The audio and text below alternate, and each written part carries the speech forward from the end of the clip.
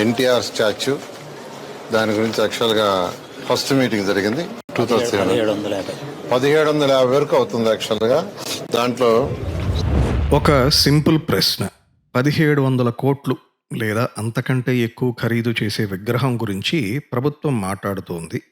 సరే, భావోద్వేగాలు, ఆత్మగౌరవం, రాజకీయాలు ఇవన్నీ తర్వాత మాట్లాడదాం. ముందు అసలు ఈ 1700 కోట్ల పెట్టుబడి ప్రభుత్వం తిరిగి ఎలా రీకవర్ చేస్తుంది?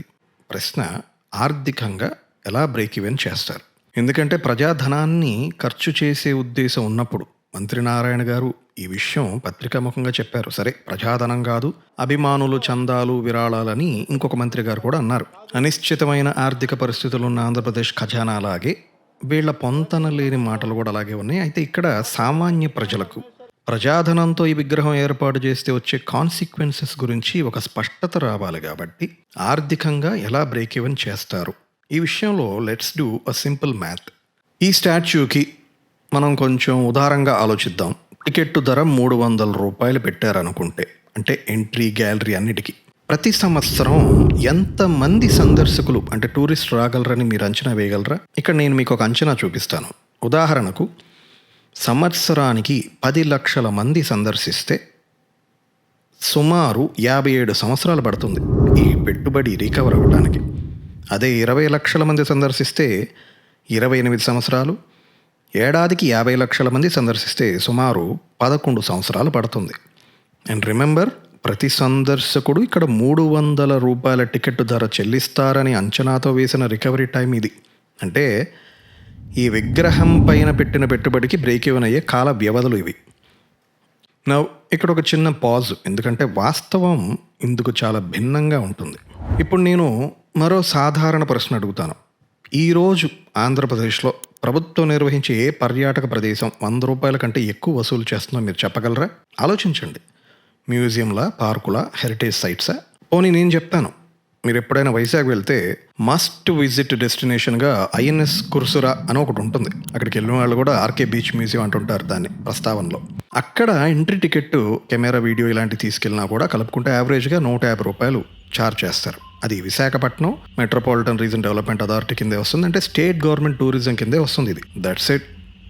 ఏపీలో సగటున 20, 30, 50, 100, 150 టూరిజం ఛార్జెస్ జనరల్లీ యావరేజ్ ఇదే ప్రైస్ రేంజెస్లో ఉంటాయి. కాబట్టి ఆంధ్రప్రదేశ్లో రేపొద్దున ఈ విగ్రహానికి సందర్శించడానికి 300 రూపాయల టికెట్ పెడితే అకస్మాత్తుగా ఎలా వర్కౌట్ అవుతుంది అసలు? అంటే నేను 300 ఎందుకు అంటున్నానంటే, 300 పెడితే ఎన్ని సంవత్సరాలు పడుతుందో చెప్పా. ఇంకా 150 అంతకన్నా తక్కువ పెడితే అది మీరు మల్టిప్లై చేసుకోండి. అసలు ఆంధ్రప్రదేశ్కి మేజర్ అట్రాక్షన్స్ అంటే ముఖ్యంగా భౌగోళికంగా చెప్పాల్సి వస్తే బొర్రా కేవ్స్, అరకు వ్యాలీ, ఎర్రమట్టి దిబ్బలు. అండ్ గమనించగలరు, ఇవన్నీ వైజాగ్ ప్రాంతం కిందే వస్తాయి. ఇవి కాకుండా లేపాక్షి, బెలూమ్ కేవ్స్, కొండపల్లి, గండికోటి, శ్రీశైలం. సరే, డివోషనల్గా తిరుమల, తిరుపతి, శ్రీశైలం, సింహాచలం, విజయవాడ ఇలా చాలా ఉంటాయి. అయితే ఈ టెంపుల్స్ అన్నీ కూడా religious institutions and endowments acts కింద వస్తాయి, టూరిజం స్పాట్స్ కాదు. పైగా ఇవన్నీ అనాదిగా అసలు ప్రభుత్వాలు, రాజులు, రాజ్యాలు కూడా లేనప్పటి నుండి ఉన్న క్షేత్రాలు. వాటితో ఇలాంటివి, అది కూడా ఒక పొలిటికల్ ఫిగర్, మాజీ దివంగత ముఖ్యమంత్రి గారి విగ్రహంతో పోల్చడం it doesn't make any sense. మరి ఈ క్షేత్రాల గురించి ఎందుకు చెప్తున్నానంటే, ఈ క్షేత్రాల గురించి దేశవ్యాప్తంగానే కాదు ప్రపంచవ్యాప్తంగా కూడా ఖ్యాతిగాంచిన ప్రదేశాలు ఇవన్నీ. అందుకే విదేశీయులు కూడా ఈ క్షేత్రాలకు, అక్కడుండే శిల్పకళలకు, సంస్కృతికి, సాంప్రదాయాలు తెలుసుకోవడానికి, మన భారతదేశ కల్చర్ ఏంటి, వాటితో పాటు ఒక ఆధ్యాత్మిక యాత్రగా కూడా ఇక్కడికి వస్తుంటారు. మరి ఈ ప్రపోజ్డ్ విగ్రహం జియోగ్రఫీ ఎక్కడ ఉంది అంటే నీరుకొండ అనే గ్రామంలో. అసలు జగన్ గారి హయాంలో అమరావతికే గుర్తింపు లేదు.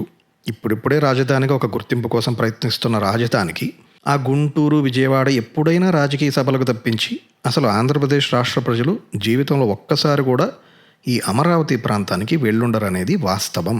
ఎందుకంటే వాళ్ళ ఫస్ట్ చాయిస్ ఐదర్ విజయవాడ లేదా వైజాగ్. నెల్లూరు, ఒంగోలు, తిరుపతి, చిత్తూరు వాళ్ళైతే చెన్నైకి వెళ్తుంటారు షాపింగ్ కానీ ఏదైనా పెద్ద నగరానికి వెళ్ళాలంటే. ఇవే వాళ్ళ రెగ్యులర్గా విజిట్ చేసే ప్లేసెస్. హైకోర్టు కూడా అమరావతికి కొంత దూరంలో ఉంది, అది కూడా పక్కనే ఉండదు, 8 కిలోమీటర్లు. 8 కిలోమీటర్లు హైదరాబాద్ వాసులకి చాలా దగ్గర అనిపిస్తుంది, కానీ అసలు 8 కిలోమీటర్లు అంటే అబ్బా 8 కిలోమీటర్ల అంత దూరం ఎవరు వెళ్తారని చెప్పి అక్కడ లాజిస్టిక్స్, అక్కడ ఉండే విధానాలు వేరుంటాయి. రాష్ట్రంలో రాజధాని అమరావతి పరిస్థితే ఇదైతే ఇంకా అక్కడికి దగ్గరలో ఉన్నప్పటికీ, అది కూడా 8-9 కిలోమీటర్లో ఉంది ఈ నీరుకొండ అనే గ్రామం. నీరుకొండ గ్రామంకి అంతటి విశిష్టత అసలు ఏముంది? నిజానికి నీరుకొండ అనే గ్రామానికి అమరావతి వాళ్ళైనా వెళ్తారో లేదో అనేది ఒక పెద్ద ప్రశ్న. నౌ ఆస్క్ యువర్ సెల్ఫ్, ఇప్పుడు చెప్పుకున్న క్షేత్రాలు కానీ భౌగోళిక సంపద అయిన ఆ బొర్రా గేవ్స్ ఇవన్నీ ప్రభుత్వం నిర్మించినవి కాదు. అయినా కూడా రాష్ట్రంలో ఎండోమెంట్ సంస్థల వార్షిక టర్నోవర్ 1200 నుంచి 1300 కోట్ల వరకు సంపదని ఇస్తుంది. అది స్వయంగా దేవాదాయ శాఖ మంత్రి ఈ ఆనం రామనారాయణ రెడ్డి గారు ఎవరైతే విరాళాలు చందాలు వేసుకొని మాకు ప్రభుత్వ ధనం అవసరం లేదన్నారే, ఆయనే చెప్పారు ఈ దేవాలయాల ద్వారా 1300 కోట్ల రూపాయలు ఆర్జిస్తుంది ప్రభుత్వం అని. మీరు నిర్మించని వాటి మీదే మీకు భక్తుల రూపంలో సంపద వస్తుంది రాష్ట్ర ఖజానాకు. అలాంటిది మీరు 1700 పైన కోట్లతో పెట్టుబడితో ఈ కంచుతో నిర్మిస్తామని ప్రపోజ్ చేస్తున్న కాంక్రీట్ విగ్రహం అసలు where does it stand among all these? దీనికి మద్దతుదారులు అంటే టీడీపీ వాళ్ళు అడుగుతున్న ప్రశ్న, ముఖ్యంగా కంపారిజన్ ఏం చేస్తున్నారంటే, సర్దార్ పటేల్ గారి విగ్రహం సంగతి ఏంటి, మరి వాళ్ళు మాత్రం టూరిజం కోసమే కదా కట్టింది, మేము కూడా అందుకే కడుతున్నాం అనేది వాళ్ళు, మరి దానికి కూడా చాలా ధనాన్ని వెచ్చించారు కదా అని అంటున్నారు. So let's talk some facts. Sardar Vallabhbhai Patel గారి విగ్రహానికి 2900 కోట్లు ఖర్చు అయింది. అంటే అఫ్కోర్స్ ఇందులోనే రాబోయే 15 సంవత్సరాల పాటు ప్రాజెక్ట్ నిర్వహణ కోసం అదనంగా 650 కోట్లు వెచ్చించాలని ఉంచారు. అయితే ఇక్కడ అసలు మర్చిపోకూడని ఒక కీలకమైన ఫ్యాక్ట్ ఏమిటంటే, ఈ ప్రాజెక్టు ఆర్థికంగా బలమైన గుజరాత్ రాష్ట్రం కేంద్ర సహాయంతో కూడా కలుపుకొని నిర్మించారు. Yes, tribal research and training ఇన్స్టిట్యూట్తో పాటుగా ఏర్పాటు చేసిన ఈ గుజరాత్ ప్రభుత్వం 2013 నుంచి 19 వరకు 6 ఏళ్లలో విడతల వారీగా బడ్జెట్ నిబంధనలకు అనుగుణంగా వనరులు కేటాయిస్తూ వెళ్ళింది. అదొక్కటే కాదు, ఈ ప్రాజెక్టుకు కేంద్ర ప్రభుత్వం ద్వారా 300 కోట్లు ఇవ్వగా 550 కోట్లు కేంద్రం, రాష్ట్ర ప్రభుత్వ రంగ సంస్థలు, ప్రైవేటు కంపెనీలు మరియు వ్యాపారవేత్తలు, సాధారణ ప్రజలు ఇలా విరాళాలుగా ఇచ్చారు. మిగిలిన ఖర్చుని గుజరాత్ ప్రభుత్వం భరించింది. అంటే మొత్తం 2900 కోట్లలో రాష్ట్ర ప్రభుత్వం పెట్టింది 2000 కోట్లు మాత్రమే. అండ్ మళ్ళీ గుర్తు చేస్తున్నాను, Gujarat is a revenue surplus state. అది కూడా ఒక్కసారి కాదు, consistently ranking among the top states in India. అంటే ఖర్చు కంటే ఎక్కువ ఆదాయం కలిగిన రాష్ట్రాల్లో మొదటి స్థానంలో ఉంది గుజరాత్, రెండో స్థానంలో ఉత్తరప్రదేశ్ ఉంది. 2 బీజేపీ పాలిత రాష్ట్రాలే. ఈ సర్దార్ పటేల్ గారి విగ్రహాన్ని 2018లో ఆవిష్కరించిన తొలి సంవత్సరం 4.5 లక్షల మంది నుండి నేడు ప్రస్తుత వార్షిక సందర్శకులు 2024లో ఒక రికార్డ్ ఏంటంటే 58 లక్షల మంది, అంటే 5.8 మిలియన్ టూరిస్టులు అక్కడ సందర్శించారు. కాసేపు ఇదే 5.8 మిలియన్ కరెంట్ యావరేజ్ ఫుట్ఫాల్స్ లెక్కలు పరిగణలోకి తీసుకుంటే సుమారు 14 నుంచి 15 సంవత్సరాల కాలంలో దీనిపైన పెట్టిన బడ్జెట్ బ్రేక్ ఈవెన్ అవ్వగలదు. నేను 2900 కోట్లు మొత్తంగా వేశాను. ఈ క్యాలిక్యులేషన్ 2000 కోట్లు మాత్రం వేస్తే ఇంకా తగ్గుతుంది, 14-15 సంవత్సరాల కన్నా తగ్గిద్ది, 10 ఏళ్ళు అవ్వచ్చు.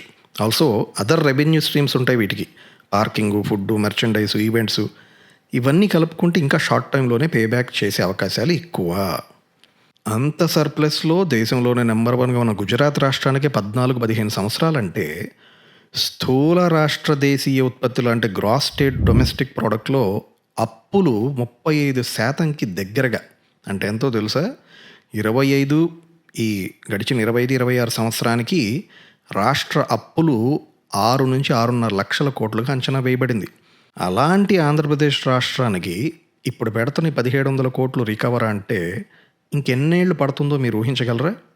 అధికారంలోకి వచ్చిన రోజు నుండి ఎప్పుడు అవకాశం ఉన్నా ముఖ్యమంత్రి గారు ఖజానా ఖాళీ ఖాళీ ఖాళీ, ఖర్చులు తగ్గించుకోవాలని పదే పదే చెప్పి తన బాధను, కర్తవ్యాలు ఏం చేయాలి ఉద్యోగులు, రిప్రజెంటేటివ్స్ అని ఎప్పుడు కూడా గుర్తు చేస్తూ ఉంటారు. ఆర్థిక ఇబ్బందులున్నాయి, సమస్యలున్నాయి. 5 ఏళ్లు రాష్ట్ర ఆర్థిక వ్యవస్థే కాకుండా అన్ని వ్యవస్థలు విచ్ఛిన్నం అయిపోయినాయి. చాలా సమస్యల సుడిగుండంలో ఉన్నాం. అయినా కూడా వారికి ఎకనామిక్స్లో మాస్టర్ డిగ్రీ ఉంది. రాజకీయ దురంధరుడు అని పదే పదే ఉప ముఖ్యమంత్రి పవన్ కళ్యాణ్ గారు కూడా అంటూ ఉంటారు. ఒక సందర్భంలో అయితే చంద్రబాబు గారు ఉప్పు, పంచదార, వంట నూనెలు తక్కువ వాడండి అని కూడా చెప్పారు. అంటే ఇవన్నీ మనకేం తెలియజేస్తున్నాయంటే ఎంతో ఆర్థిక క్రమశిక్షణతో పాటుగా ఆరోగ్య క్రమశిక్షణ కలిగిన నాయకుడు చంద్రబాబు గారు అని. అది ఎంతో కొంత నిజమే. ఆరోగ్య విషయంలో అయితే ముమ్మాటికి నిజమే. ఎందుకంటే ఈ వయసులో కూడా ఆయన ఎంతో ఓపికగా, అది మనకి ప్రత్యక్ష ఉదాహరణ. ఆర్థిక పరంగా కూడా ఆంధ్రప్రదేశ్ ప్రభుత్వం లాంగ్గా, అంటే గడిచిన జగన్ ప్రభుత్వంలో అప్పటి నుంచి పెండింగ్ ఉన్న డిఏ ఏరియర్స్ అన్నీ కూడా గవర్నమెంట్ ఎంప్లాయీస్కి, పెన్షనర్స్కి సంక్రాంతి బొనాన్సా కింద మొన్ననే గణనీయమైన మొత్తాన్ని చెల్లించింది. అయితే ఇంకా కొన్ని బకాయిలు పెండింగ్లో ఉన్నాయని ఉద్యోగ సంఘాలు పేర్కొంటున్నాయి. కాబట్టి పరిస్థితి పాక్షికంగా పరిష్కరించబడింది, కానీ పూర్తిగా మూసివేయబడలేదు. ఇది ఇలా ఉంటే అందరికీ తెలిసిన యథార్థమే, రాజధాని అమరావతి ఇంకా నిర్మాణ దశలోనే ఉంది, పూర్తి కాలేదు. పోలవరం కొంచెం మందగించిందనే చెప్పచ్చు. సరే, అది కూడా వచ్చే ఏడాది గోదావరి పుష్కరాల నాటికి ముగిస్తాము అని సీఎం గారు చెప్తున్నారు. ఇవి కాకుండా రాష్ట్రంలో ఇంకా వలసలు, మైగ్రేషన్స్ తగ్గలేదు. ఇంకో పక్క ఆంధ్రప్రదేశ్ నిరుద్యోగిత రేటు, అన్ఎంప్లాయ్మెంట్ రేటు జాతీయ సగటు కంటే ఎక్కువగా ఉందని ప్రభుత్వ గణాంకాలు చెప్తున్నాయి. ఇది అన్నిటికన్నా చాలా, unemployment is the biggest problem.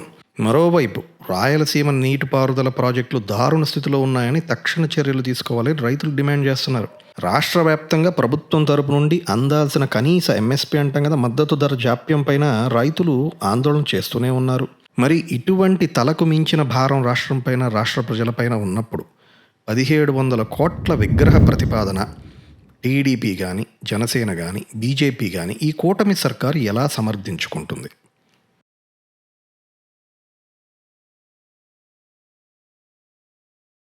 ఈ విగ్రహ ప్రతిపాదనతో ఈరోజు రాష్ట్రంలో ప్రతి సామాన్యుడికి సహజంగా వచ్చే ప్రశ్న ఏమిటంటే, అసలు రాష్ట్రంలో మేము ఎంచుకున్న కూటమి ప్రభుత్వం వీళ్ళ ప్రయారిటీస్ ఏమిటి? అంటే దేనికి రాష్ట్ర ప్రభుత్వం ఎక్కువ ప్రాధాన్యత ఇస్తున్నారు? లైక్ టైమ్లీ శాలరీస్ కంటే సింబాలిజం మీద ఎక్కువ ఖర్చు పెడుతున్నారా? రాష్ట్రానికి ఉన్న assets and underlying fundamental reality మీద కంటే ఆప్టిక్స్ అంటే పర్సెప్షన్స్ మీద ప్రయారిటీ పెడుతున్నారా? అండ్ మనకి ఎమోషన్సే ముఖ్యం, ఎకనామిక్స్ అక్కర్లేదన్నట్టు. ఆనెస్ట్లీ రియాలిటీ మాట్లాడుకోవాలంటే అసలు ఈ విగ్రహానికి ఎవరికి ఎమోషనల్లీ కనెక్ట్ అనేది అది ఇంకో పెద్ద డిబేట్, ఈ వీడియోలో మాట్లాడట్లేదు. సో ఇలా ఎమోషన్స్ ఓవర్ ఎకనామిక్స్ పెడుతున్నారా అని అనేక ప్రశ్నలు, సందేహాలు మీరే ఈ ప్రపోజల్ ద్వారా ప్రజల్లో లేవనెత్తారు. ఇది నెమ్మదిగా విశ్వాసాన్ని కోల్పోతుంది ప్రభుత్వం పైన. And history always shows governments అనేవి they don't fall on polling day, they fall when people quietly decide this government doesn't, వీళ్ళు అర్థం చేసుకోవట్లేదనే రియాలిటీలోకి వచ్చారనుకోండి, అనుకున్న మరో క్షణమే మీరు ఓడిపోతారు. పోలింగ్ అనేది డేట్ మాత్రమే, ప్రజల నిర్ణయాలు మాత్రం మీ పరిపాలనా చర్యల బట్టే ఉంటాయి. అవి ప్రజల అవసరాలక లేక స్వార్థ రాజకీయ ప్రయోజనాలక? కాబట్టి ఈ స్టాచ్యూ డెసిషన్ కనుక కొనసాగిస్తే మేబీ ఈ నిర్ణయం కూటమి రాజకీయ పతనానికి ఇదే తొలి నాందిగా మారే ప్రమాదాలు లేకపోలేదు. మర్చిపోకండి, ఒక రాష్ట్ర నిర్మాణం, ముఖ్యంగా ఆంధ్రప్రదేశ్ భవిష్యత్తుకు కలలు కంటున్న నూతన రాజధాని అమరావతి నిర్మాణం అనేది స్మారక చిహ్నాల ద్వారా జరగదు. క్రమశిక్షణ, ప్రజల నిర్ణయాలకు తగిన గౌరవం ఇస్తూ చిత్తశుద్ధితో వారి సమస్యల పరిష్కార మార్గాలు చూపిస్తే, ఇప్పుడు చెప్పుకున్నాం కదా అనేక పరిష్కారాలు, ఉద్యోగాలు, రైతులు, పాలనలో పారదర్శకత, పనితీరు ద్వారా మాత్రమే రాష్ట్ర ప్రగతికి పునాదులు నిర్మించబడతాయి. Stay healthy and stay happy.